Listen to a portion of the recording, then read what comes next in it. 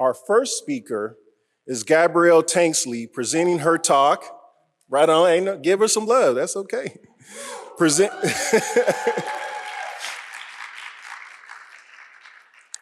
Presenting her talk, The Fly in the Room, on equitable learning environments and radical change. She is from Syracuse, New York, and is pursuing a PhD in the combined program in education and psychology, also known as CPEP. Gabrielle is the mother to an 80-pound pit bull named Duke. She enjoys outdoor activities like hiking and often finds herself engrossed in a good book, playing the New York Times games and dancing with her friends. Just to note, Gabrielle will be using the term minoritized when referring to ethnic racial identities, as well as ability and gender disparities. Minoritized individuals can't be placed under a monolithic umbrella. There are more dimensions to racial identity than a black-white binary. It's important that you, the audience, consider the structures and systems that she'll talk about today and how students with different identities might fit or might not fit into those systems. Please welcome Gabrielle.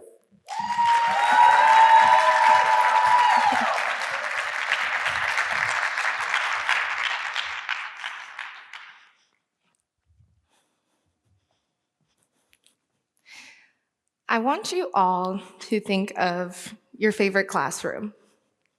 Did you even have a favorite? Okay, at the very least, think of a classroom that you didn't totally dread walking into. What did it look like? Smell like? Was it the teacher? Was the room cozy or bright? I have trouble picking favorites, so I picked 2 examples for you. My first favorite classroom was Miss Dotson's 2nd grade class. My church academy ran a small school, and all of the classes were incredibly diverse, although I didn't realize it at the time. My friends and I would play Mancala and other games during our breaks, and learning was exciting and fun. It's a time that I remember feeling completely at ease with being myself. Mrs. Dotson taught me how to say orange because my mother's Jersey accent had me saying orange. And I did my very first research project on how bananas grow because I was curious. They don't have seeds. I don't think that it was even an assignment. I think I just wanted to do it for fun. So it's a shock that I'm a PhD student now, huh? My next favorite classroom was Miss Spitzer's English class. I was in 7th grade, and she was the coolest teacher I'd ever had. She wore those cool barefoot shoes with the toe outlines, and her classroom had seating options ranging from couches to yoga balls to gaming chairs. Her room environment was always warm and inviting, and it's also where I fell in love with writing poetry. Now, by then I had long been shaped by my schooling environments. You see, I moved from my little church academy to mainstream public schooling in 3rd grade. The school year had already started, all of the kids had known each other since kindergarten, and I was the only Black girl in my class. For the first time, I was the minority, and for the first time, I felt like it. Now, while Miss Dotson was Black and Miss Spitzer was white, I want you all to focus on the bigger picture here. Mrs. Dotson was my only Black teacher across 12 grades of schooling. So with 6 to 7 teachers a year for about half that time, I'll let you guys do the math. So, well, yes, I'll still let you guys do the math. And so when we think about this, I could talk ad nauseum, which is the academic way of saying you can rant, about the schooling environment, equity. But today I want to talk about the fly in the room. In the summer, when you have the windows open and there's a nice breeze, but there also happens to be flies. One might show up randomly and kind of annoy you until you finally succeed in swatting it, electrocuting it, or trapping it in a window to meet its doom. And somehow there's always another fly. It's annoying and it's pesky, and most of all, it's distracting. It's something that you have to deal with in the environment. This is what the schooling environment can feel like for many Black and minoritized youth. So, I want to start with a historical example of what equitable schooling environments can look like, and a fight for them. So this is my grandfather's high school, which is formerly called R.R. Moten, well, it's currently called R.R. Moten Museum. You see the grass is a little overgrown with the fence, and we'll talk about those shacks in the background in a minute. And this is a picture of my grandfather, Carl Allen, on the football team, which is one of many photos in the museum today. So some of you might know or might have heard of Brown versus Board of Education. And some of you might remember that it was actually a collection of cases aimed at desegregating schools in America. So today I'm going to talk about a case that inspired me to do this talk and inspires and speaks to the work that I do today. It's the only case in Brown v. Board that was initiated by student protest and action. So if you pay attention, you might just be inspired too. So if we go back to 1939, we reach when Moten School was built to hold 180 students. When that number reached 450 students just a year later, the county built tar paper shacks, which are essentially very large chicken coops for the students to have classes in. They were warmed by these large furnaces, so imagine trying to learn basic algebra and you're either sweltering hot by the furnace or too cold to focus.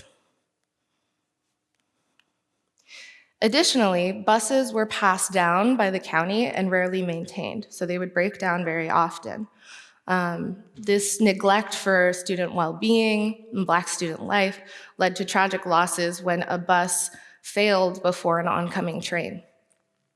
So in 1951, one student decided that enough was enough. Which brings me to our first example, our first key point to striving for equitable schooling environments, which is student advocacy. So 16-year-old Barbara Johns knew that just down the road, the white children had rooms at the proper temperatures. They had buses that could get them to school safely, and they could learn without all of this extra noise. So she rallied the student body in their little auditorium and changed everything. The students began their strike, and refusing to attend classes, they fought for a more equitable schooling environment, just one that wasn't inferior. When reflecting on her experiences rallying the student body, Barbara later said, "I do know that I related with heated emphasis the facts they knew to be truth, that they not accept the conditions of our school, and that they would do something about it," which is my hope for you all today. So the students contacted lawyers and the NAACP, who said they would take their case if they fought for not just a better schooling environment, but for desegregating schools in America.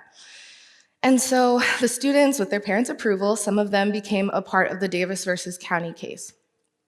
While this was going on, the county finally built a new high school for the Black students. So while the old school became the elementary school, the student protests actualized change in their community. Now, an important part of this is also the role that teachers played in these students' lives. The students loved and respected their teachers. Their teachers told them that they could do great things, strive for anything, have great careers. Barbara even kicked all of the teachers out of the auditorium because she didn't want them to get in trouble before the student protest. I think this quote is important to my work as an educational psychologist and is also foundational to teaching environments today. Moten School faculty provided a tightly knit school community for the students. The teachers presented a caring and helpful atmosphere characterized by strict discipline, respect for learning, and high expectations, all designed to help the students take care of themselves in the larger world. So in 1954, the case advanced to the Supreme Court, and well, the rest is history.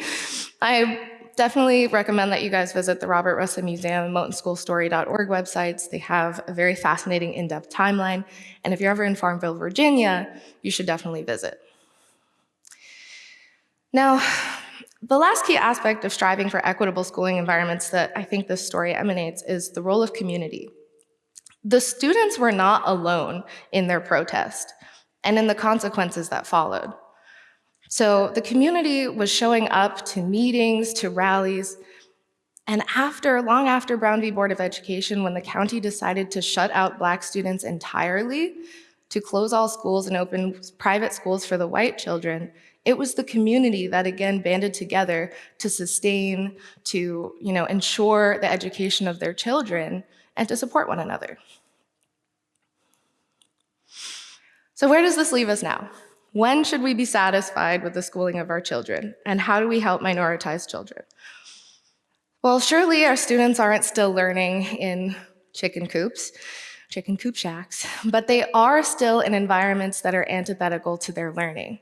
Black and minoritized youth are in underfunded schools trying to make do, or they're in fully funded schools still trying to make do because they lack cultural equity. They're constantly trying to fit in an environment that wasn't designed for them, which is a change that's long overdue. Part of my research interests lie in schooling socialization and outcomes, and I wouldn't be doing my job if I didn't tell you about this triple quandary that a lot of students, Black and minoritized, have trying to rectify their identity with their home culture, their mainstream schooling culture rooted in Eurocentric norms, and their identities as being minoritized in America. This process of constantly being thrust into a system that is incongruous with one's norms, that pushes a narrative of sink or swim, conform or fail, has educational and psychological ramifications for all students, not just for Black youth. Unfortunately, the theme of Moton, a little way down the road, is all too prevalent around the US today. So think of your own hometowns. I'm sure there was always a literal or metaphorical other side of the tracks. A school where someone might ooh and ah about if you say you went there, and another one that might just elicit a, that's tough. In Syracuse, this is seen when you consider sides of the major highway, or geographical features like hills and valleys. Historically, Black and minoritized communities have been destroyed again and again, and the result is somehow always the same. So I want you to think about how this is showing up in your own communities, in your own schooling systems. Now, when I first conceptualized this talk, I struggled to narrow all of my qualms and hopes into one. But here's what matters most. For a child, every step matters. So between home and school, 4th to 5th grade, district to district, all of that adds up into how we see ourselves in the broader world and how we navigate our lives. So what can we do? We need to deny deficit thinking. It's important to focus on students' assets, to empower them, set goals that you believe that they can achieve, and give them the resources to do that. If I haven't made it clear already, teachers are incredibly important to student experiences, and they need support as well. So we need to give our teachers the resources and the workshops and support. We do this by providing support as a community and by being involved. It doesn't matter if you have a child in the schooling system or not. You should know what's going on in your community and in your school district. You should ask your aunt and uncle and cousin how they're doing and how they're navigating this experience and what you can do to help. I'll leave you with a dream. It's the same dream that the Moton students had all those years ago, and it's the same dream that Martin Luther King gave his very own King Talk about in 1963. When Black and minoritized students and their peers are sitting in classrooms, there isn't this constant nagging buzz telling them to give up, telling them that they'll never be good enough, or that they represent their entire race by being one of only or few in the classroom. I think we're entirely capable of creating equitable environments for each and every student. that are culturally relevant and fly free. We are entirely capable of harnessing the same radical dissatisfaction that those students in Farmville were brave enough to fuel and not squander. We can, as Martin Luther King Jr. said, acknowledge that our fates, our futures are linked together. And so we need to unite, and we need to have that same attitude that Barbara Johns had. It's the same attitude of saying, this is what needs to change. This is what needs action. Enough is enough, because now is the only moment we truly have. Thank you.